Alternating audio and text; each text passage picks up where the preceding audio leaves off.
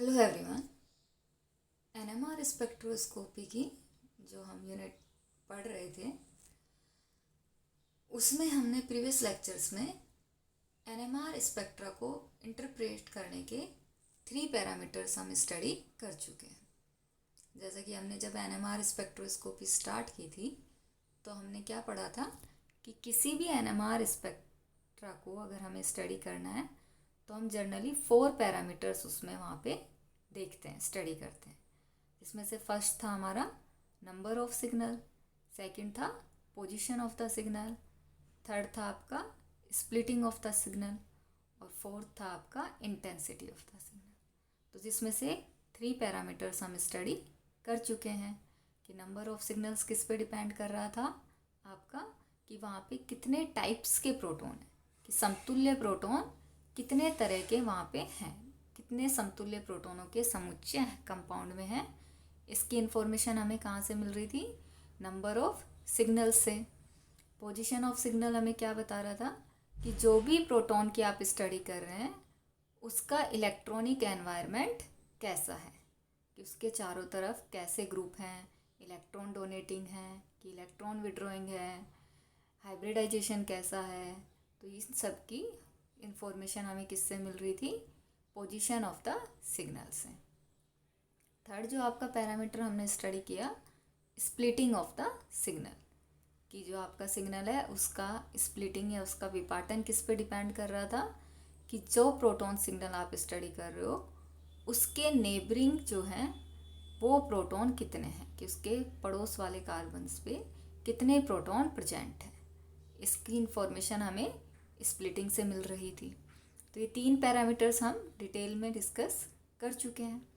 अब जो fourth parameter हमारा है, जिसे आप कह लीजिए इंटेंसिटी कह लीजिए या फिर पीक एरिया कह लीजिए या हाइट के थ्रू उसको एक्सप्रेस कर लीजिए, तो ये आपस में क्या बताते हैं? इन सभी टर्म को आप अगर देखेंगे तो ये मान लीजिए किसी कंपाउंड में क्या है, एक से ज़्यादा सिग्नल है, तो ये उनका आपस में कंपैरिजन शो करता है पीक एरिया, कि वहाँ पे 2 सिग्नल मिल रहे हैं तो वो 2 सिग्नल उनकी इंटेंसिटी, उनकी पीक एरिया एक दूसरे से कैसे डिफरेंट होता है वो हमें यहाँ पे स्टडी करना है और ये किस पे डिपेंड कर रहा है। तो जो भी आपका पीक एरिया आपको सिग्नल्स का जब आप देखते हैं आपस में स्पेक्ट्रा में, तो पीक एरिया में जो डिफरेंस हमें दिखता है वो किसके कारण दिखता है, कि जो भी आपका उस सिग्नल के लिए रिस्पॉन्सिबल प्रोटॉन्स के नंबर हैं वो कितने हैं।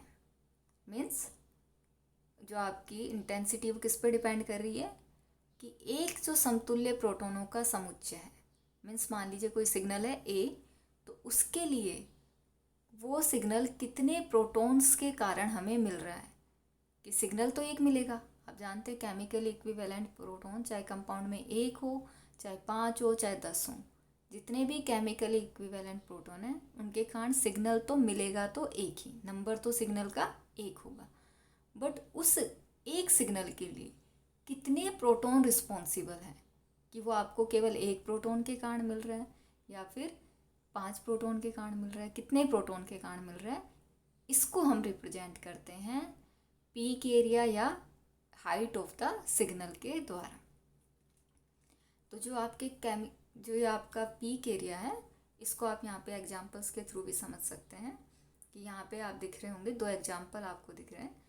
एथिल ब्रोमाइड, तो एथिल ब्रोमाइड में क्या होता है कि आपके यहाँ पे कितने सिग्नल मिल रहे हैं एथिल ब्रोमाइड में, हम पहले भी स्टडी कर चुके हैं कि हमें कितने सिग्नल मिलते हैं, 2 सिग्नल मिलते हैं, कि 2 तरह के प्रोटॉन हैं ए और बी और दोनों ही केमिकली इनइक्विवेलेंट है आपस में। तो अब यहाँ पे आप देखिए कि जो ए सिग्नल मिल रहा है वो सिग्नल तो एक ही है, लेकिन कितने प्रोटॉन के कारण मिलेगा आपको? 3 प्रोटॉन के कारण। इसी तरह जो CS2 का सिग्नल है बी, वो कितने प्रोटॉन के कारण मिल रहा है? 2 प्रोटॉन के कारण। तो यहाँ पे इनकी जो हाइट का रेशियो आएगा, पीक एरिया का रेशियो आएगा, वो कितना आएगा? 3:2, कि CS3 की जो पीक है थोड़ी सी ज़्यादा इंटेंसिटी वाली होगी, ज़्यादा हाइट वाली होगी, और CS2 की स्लाइटली लो होगी। इसी तरह आप देखिए 2 क्लोरोप्रोपेन में, कि यहाँ पे प्रोटॉन्स तो कितने हैं? 7 हैं, बट फिर भी हमें सिग्नल कितने मिल रहे हैं? 2 ही मिल रहे हैं, कि यहाँ पे जो दो CH3 ग्रुप हैं वो आपस में क्या केमिकली इक्विवेलेंट है, तो वो एक ही सिग्नल देंगे, और जो दूसरा सिग्नल है वो CH2 ग्रुप के कारण हमें CH ग्रुप के कारण हमें मिलता है। तो अब यहाँ पे आप देखिए कि दो सिग्नल हैं A और B, और जो A सिग्नल के लिए रिस्पॉन्सिबल है प्रोटॉन वो कितने 6, सिग्नल तो एक ही लेकिन कितने प्रोटॉन के कारण है 6 प्रोटॉन के कारण है, और जो B है वो कितने के कारण है केवल 1 प्रोटॉन के कारण है। तो इस तरह से इनकी इंटेंसिटी या पीक एरिया डिसाइड होगा कि जो 6 वाला है उसका पीक एरिया ज़्यादा होगा, 1 प्रोटॉन वाला उसका पीक एरिया कम होगा। तो ये होता है आपका किसी भी सिग्नल का पीक एरिया, और इसको कुछ पैरामीटर्स अफेक्ट करते हैं, जैसे कि सैंपल जो आप डाल रहे हो उसकी प्योरिटी क्या है, उसमें केमिकल एक्सचेंज हो रहा है या नहीं हो रहा। तो ये सब कुछ पैरामीटर्स हैं जो इनको इफ़ेक्ट कर सकते हैं किसी भी सिग्नल के पीक एरिया को। अब देखिए जो चीज़ अभी हमने यहाँ पे समझी थी उसको स्पेक्ट्रा में भी हम देख सकते हैं कि आपको दिख रहा होगा कि यहाँ पे एथिल ब्रोमाइड के स्पेक्ट्रा में दो आपके सिग्नल हैं A और B, ये A सिग्नल आपका और ये B सिग्नल है, और इनकी स्प्लिटिंग वगैरह आप देख रहे हैं जो आप पहले स्टडी कर चुके हैं। साथ में अब देखिए आप इनको इनकी हाइट्स में या पीक एरिया में भी डिफरेंस आपको दिख रहा होगा कि ये जो सिग्नल है इसकी आपको इंटेंसिटी थोड़ा A वाले की ज़्यादा दिख रही होगी और B वाले की थोड़ी कम, तो रेशो वही आपका 3:2 के में आपको ये डिफरेंस दिख रहा होगा। तो इस तरह से हम इसके द्वारा ये इन्फॉर्मेशन देते हैं कि जो पर्टिकुलर सिग्नल आपको मिल रहा है वो कितने प्रोटॉन के कारण मिल रहा है। इसी तरह आप 2-क्लोरोप्रोपेन का भी देख सकते हैं, हमने अभी देखा था कि एक सिग्नल केवल 1 प्रोटॉन के कारण मिल रहा है और दूसरा 6 प्रोटॉन के कारण, तो उसी रेशो में आप यहाँ पे इनकी हाइट या पीक एरिया में डिफरेंस देख सकते हैं। अब ये तो हो गया आपके चारों पैरामीटर्स जो किसी भी NMR स्पेक्ट्रा को स्टडी करने में हम यूज लेते हैं। अब एक छोटा टॉपिक और आपका रह जाता है NMR शिफ्ट रिएजेंट, तो कई बार एग्जाम्स में पूछ लिया जाता है कि क्या होते हैं NMR शिफ्ट रिएजेंट और इनको NMR स्पेक्ट्रोस्कोपी में क्यों यूज किया जाता है। तो पहले तो हम ये समझते हैं कि NMR शिफ्ट रिएजेंट होते क्या हैं। तो थोड़ी इन्फॉर्मेशन हमें इसके नेम से मिल रही है। आप देखिए यहाँ पे क्या लिखा गया है, शिफ्ट रिएजेंट। शिफ्ट मीन्स ये किससे रिलेटेड है, कुछ ना कुछ कनेक्शन इनका किससे है, केमिकल शिफ्ट से इनका रिलेशन कुछ ना कुछ है। तो जो आपके शिफ्ट रिएजेंट होते हैं वो रिएजेंट हैं जो कि क्या करते हैं, NMR स्पेक्ट्रा में जो भी आपका सिग्नल है उसको क्या कर देते हैं, ब्रॉड कर देते हैं, उसको थोड़ा सा चौड़ा कर देते हैं। और ये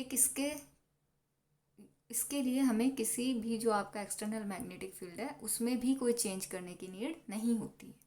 मीन्स आप जब सैंपल ले रहे हैं तो उसी में शिफ्ट रिएजेंट की कुछ माइनर अमाउंट मिलाइए और फिर आप स्पेक्ट्रा लीजिए, तो अब आपको जो सिग्नल मिलेंगे वो पहले के कंपैरेटिव ज़्यादा क्लियर देखने को मिलेंगे, क्योंकि वो सिग्नल क्या हो गए आपके अब पहले से ब्रॉड हो गए हैं। तो और ये जो ब्रॉडनेस होती है किस में होती है, जो आपके सिग्नल्स डिफरेंट आ रहे हैं उनके बीच का डिफरेंस बढ़ने के कारण होती है। देखिए इसको एक बार अगर आप समझे तो कैसे होगा, मान लीजिए कोई सिग्नल आपको कॉम्प्लेक्स सिग्नल हमें कई बार मिलते हैं जिसमें कि पीक क्या कर रही होती है, एक दूसरे को ओवरलैप सी कर रही होती है, जैसे कि ऐसे कि आप पता ही नहीं कर पाते कि कौन सी पीक है, कितनी पीक है, वहाँ पे वो एक दूसरे को इस तरह से ओवरलैप सा कर रही होती है।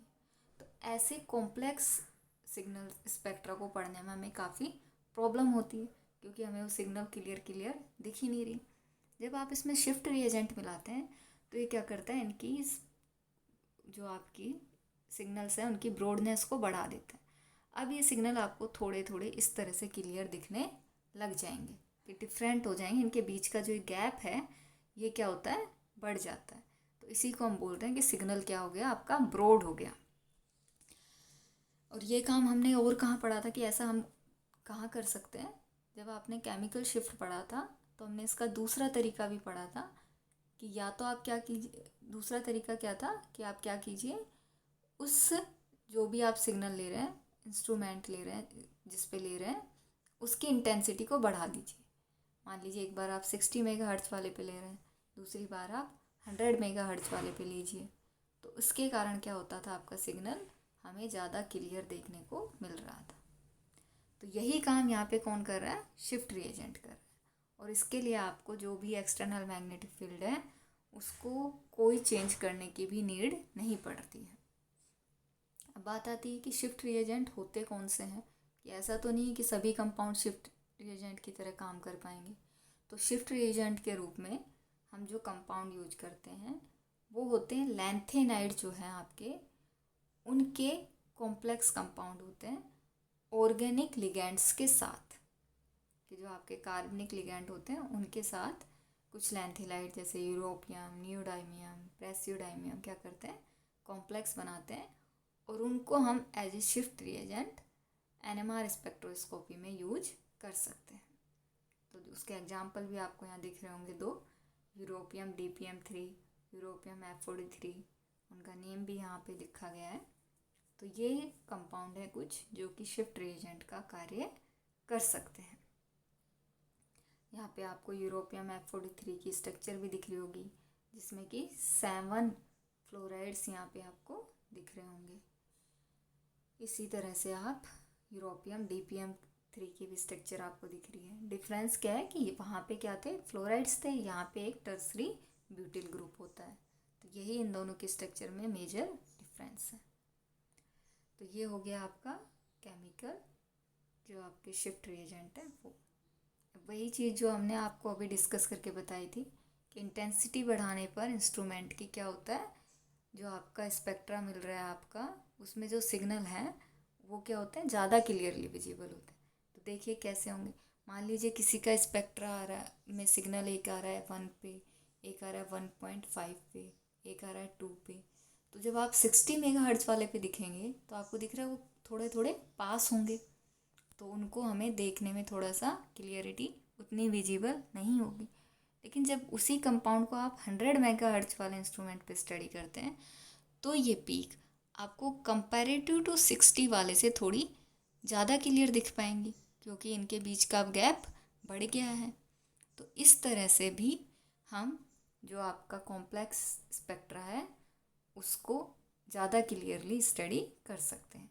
सेम के जो वर्क है वही यहाँ पे हमारा केमिकल शिफ्ट रिएजेंट भी कर रहा है, कि वो भी क्या करता है, आपका जो कॉम्प्लेक्स स्पेक्ट्रा है उसकी पीक्स को क्या करता है, थोड़ा ब्रॉड कर देता है। तो अब ये पीक आपको क्लियरली विजिबल हो जाती है गैप बढ़ने के कारण। तो ये आपका इसके साथ हमारी जो NMR स्पेक्ट्रोस्कोपी की यूनिट है ऑलमोस्ट कंप्लीट हो चुकी है। इसमें हमने सभी पैरामीटर्स जो हमें डिस्कस करने थे वो कर चुके हैं, कि कैसे किसी भी कंपाउंड के NMR स्पेक्ट्रा को हम स्टडी कर सकते हैं। अब आप इन सभी के बेस पे डिफरेंट एग्जाम्पल्स पे प्रैक्टिस करके देखिए। आपके बुक्स में प्रीवियस एग्जाम्स में जो भी एग्जाम्पल आए उनके स्पेक्ट्रा को लीजिए, कोई भी कंपाउंड लीजिए और देखिए कि इसका NMR स्पेक्ट्रा हमें किस टाइप का मिलेगा, कितने सिग्नल मिलेंगी, उनकी पोजीशंस क्या होंगी, स्प्लिटिंग कैसे होगी, इंटेंसिटी का रेशियो क्या आएगा। ये सब आप हर कंपाउंड में प्रैक्टिस करके देख लें। तो आपकी NMR स्पेक्ट्रोस्कोपी ऑलमोस्ट इस लेक्चर के साथ कंप्लीट हो चुकी है। तो अब आप इसकी प्रैक्टिस करें।